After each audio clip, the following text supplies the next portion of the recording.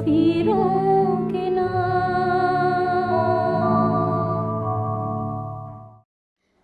पेश खिदमत है आज की सबसे पहली कहानी, इंतज़ार हुसैन साहब की तहरीर कटा हुआ डब्बा।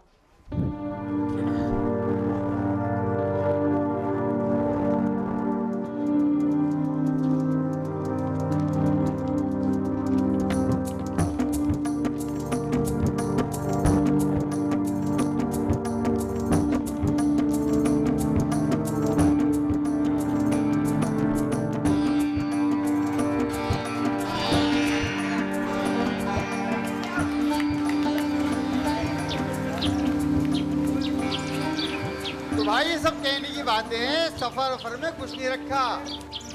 बुंदू मियाँ की दास्तान बड़ी दिलचस्पी से सुनी गई थी, लेकिन ये मुहाकमा शुजात अली को पसंद नहीं आया।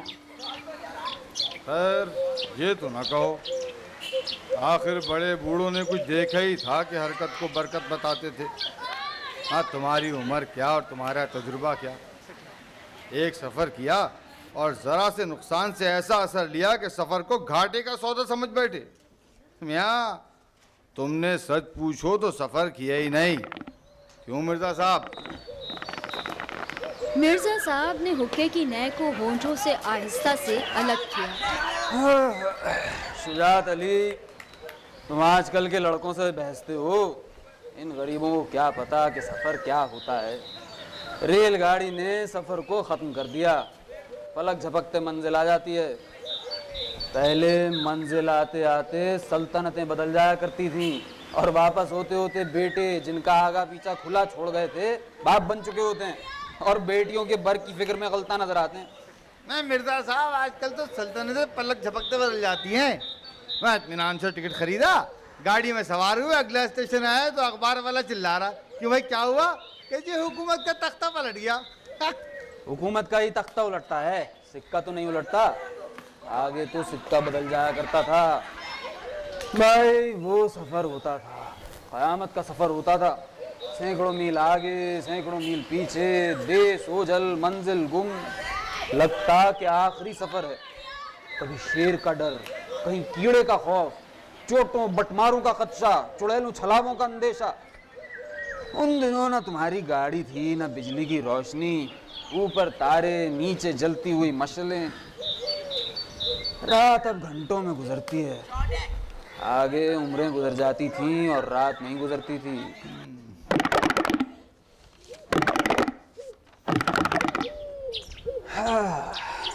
सवारियां खत्म, सफर खत्म, रेल चल निकली। सफर को अब तबीयत ही नहीं लेती। एक सफर बाकी है, सो वो बेसवारी का। वक्त आएगा, चल खड़े होंगे। शरफू लालटेन लिए हुए अंदर से निकला, और उसके साथ अंधेरे होते हुए चबूतरे पर हल्की सी रोशनी और रोशनी के साथ धीमी सी हरकत पैदा हुई। कोने से स्टूल उठाकर मूंढों के करीब रखा, उस पे लालटेन रखी और बत्ती जरा तेज कर दी। शुजात अली ने हुक्के की नय आहिस्ता से मिर्जा साहब की तरफ मोड़ दी।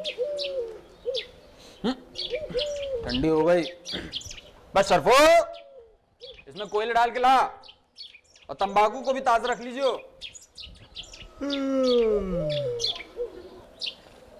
मिर्ज़ा साहब, आप भी सच कहते हैं।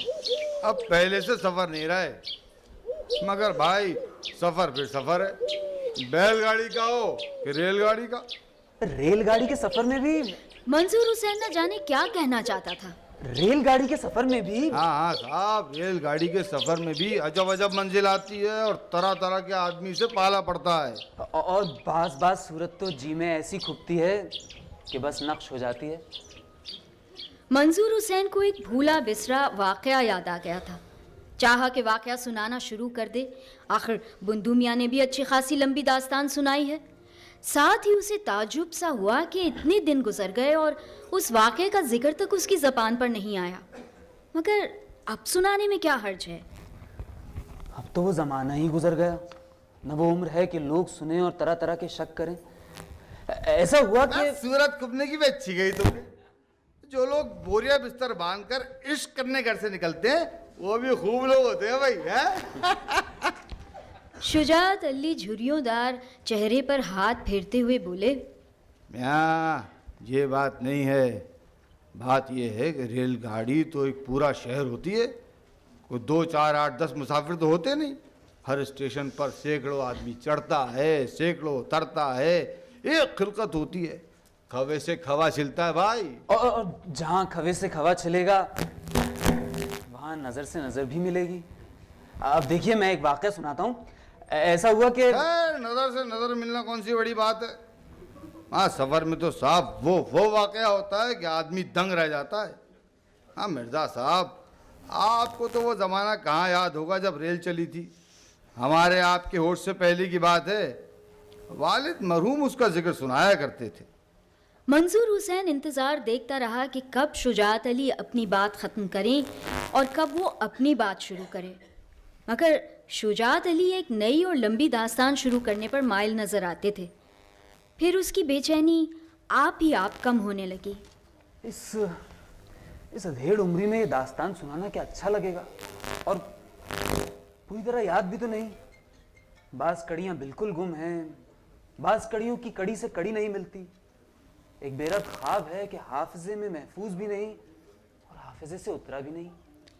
पहले तो उसे वो पूरा ख्वाब धुंधला धुंधला सा दिखाई दिया, सिवाय एक नुक्ते के जो रोशन होता जा रहा था।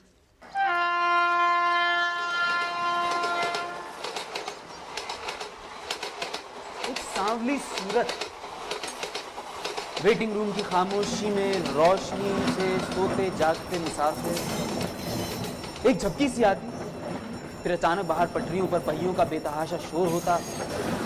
शायद गाड़ी आ ही गई हो। मैं जल्दी से बाहर जाता, गुजरती हुई मालगाड़ी को देखता और प्लेटफार्म पर बेवजह चक्कर काटने के बाद फिर अंदर आ जाता। फिर आंख बचाकर सामने वाली बेंच को देखता जहां सफेद बगला सी धोती और घुटनों तक के कोट में मलबूस एक खिचड़ी बालों और भारी बदन वाला शख्स बैठा था, और बराबर में सांवले चेहरे छरीरे बदन वाली लड़की। ऊँगते ऊँगते उसके सर से प्याजी साड़ी बार बार ढलकती, चमकते काले बाल, हल्के पीले झिलमिलाते बुंदे। हाँ, हिंदुओं मुसलमानों ने बड़ा शोर मचाया कि यहाँ पीरों फकीरों के मज़ार हैं, रेशू मुनियों की समाधतें हैं, रेल की लाइन यहाँ नहीं बिछेगी। मगर साहब अंग्रेज फिरौन बेसामान बना हुआ था, एक न सुनी और लाइन बिछ गई। उन दिनों वालिद साहब को भी दिल्ली का सफर दरपेश हुआ। हमारे वालिद साहब इस शहर में पहले शख्स थे जो रेलगाड़ी में बैठे थे। उस वक्त यहाँ के बड़े बड़े अमीरों ने रेलगाड़ी देखी तक नहीं थी। मंजूर हुसैन वाक़या नहीं, आवाज़ सुन रहा था। वो शुजात अली का मुंह तकता रहा कि शायद अब चुप हो जाएं, अब चुप हो जाएं। फिर शुजात अली का चेहरा धुंधला पड़ने लगा और आवाज़ भी। रोशन नुक्ता और रोशन हो गया।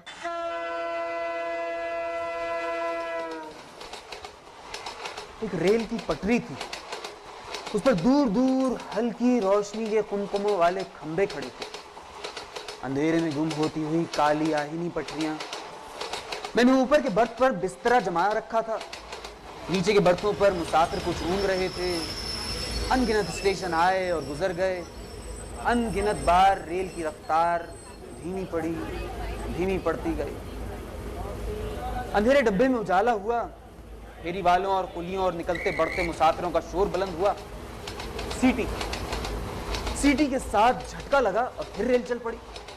रुकी तो लगता सारी रात खड़े खड़े गुजार देगी। अनगिनत बार आंख लगी और अनगिनत बार आंख खुली।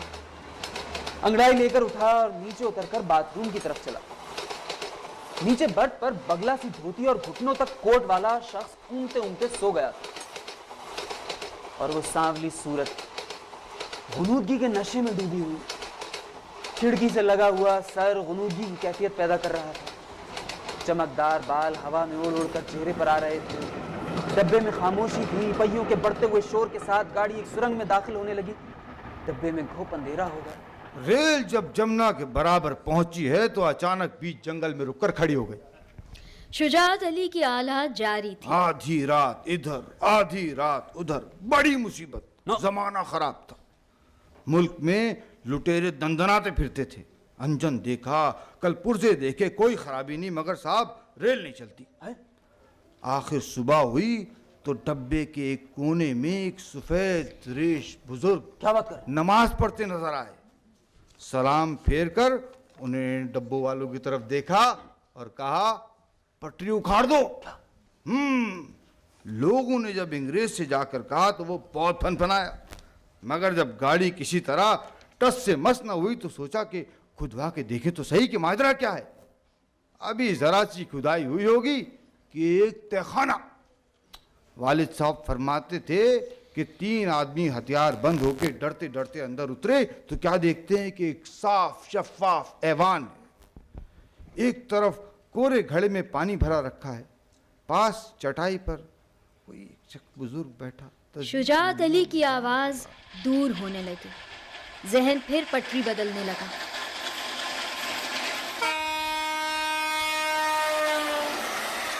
अंधेरी सुरंग में दाखिल होती हुई बेपनाह शोर करती हुई रेलगाड़ी, सांवली सूरत, पसपा होता हुआ भरा भरा गर्म बदन।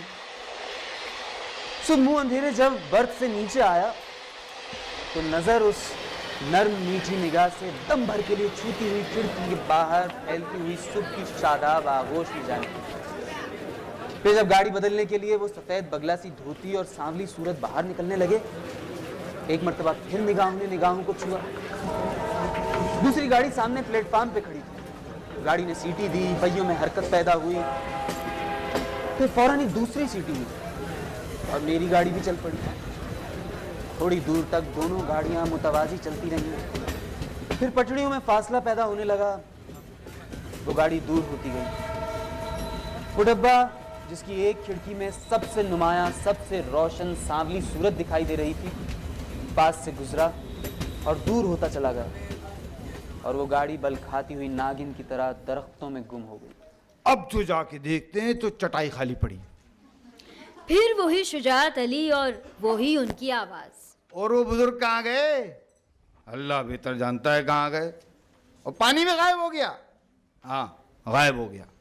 वालिद साहब फरमाते थे कि उसके अगले बरस गदर पड़ गया, जमुना में आग बरसी और दिल्ली की ईंट से ईंट बच गई। चिलम ठंडी हो गई। बस अब इसके भेद वो ही जाने। बस शरफो, चिलम तो जरा ताजा कर दे। धुंधले गोशे और नीम तारीख खांचे मुनव्वर हो गए थे। मंजूर हुसैन की तबीयत में एक लहक पैदा हो गई। भूली बिसरी बात उसके लिए एक ताज़ा और ताबिंदा हकीकत बन गई। उसका जी चाह रहा था कि पूरी आबोताब से ये वाक़या सुनाए। वो बेचैन था कि किसी तरह शुजात अली की दास्तान का असर ज़ायल हो और फिर वो अपना वाक़या छेड़े। एक वाक़या अपने साथ भी गुजरा है, बड़ा अजब। अच्छा? हाँ, वो मंजूर हुसैन सटपटा गया कि वाक़या कैसे शुरू करे और कहाँ से शुरू करे। हाँ भाई। वो अपनी शुरू जवानी का जिक्र है। अब तो बड़ी अजीब बात लगती है। यूं हुआ कि मिर्जाई किसके घर। अरे शरफो, जरा देख तो सही जाके। साहब, हमारे मोहल्ले में कुछ नहीं हुआ। बिसातियों की गली वाले हैं ना, शम्स साथी का लौंडा था।